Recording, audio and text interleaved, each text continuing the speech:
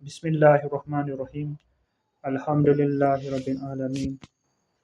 Ar-Rahmanirrahim. Bismillahirrahmanirrahim. Assalamualaikum warahmatullahi wabarakatuh.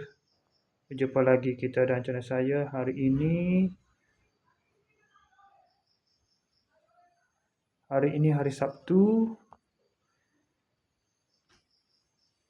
5 hari bulan Disember 2025 Masehi bersamaan dengan 15 Jamadil Akhir 1447 Hijriah. Sekarang ni pukul 6.22 minit petang. Seperti biasa, video daily report kita untuk hari ini. Malam tadi selepas pada buat video daily report, kemarin selepas pada buat daily report, saya tunggu semaya maghrib dan semaya isyak. Lepas tu baru saya keluar. Lepas semaya isyak dari pukul 9 tu baru saya keluar untuk minum. Seperti biasalah. Lepas tu balik pada pukul berapa malam? Balik pada pukul 10.40 kita malam. Tidur pula lewat agaklah dalam pukul 1.40 pagi. Tak ada pukul 1.40 minit pagi.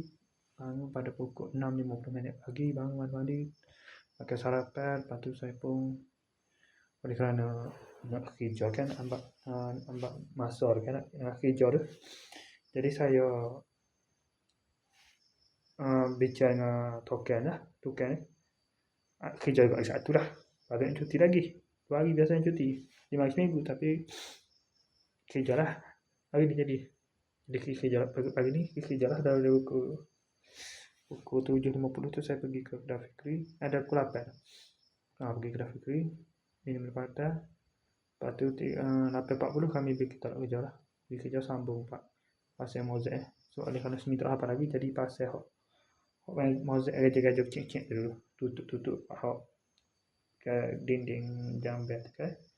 Jambat kan dia tak sakit jadi tak sama lah, tak ada dengan mozaik tu. Jadi tapung tu dulu.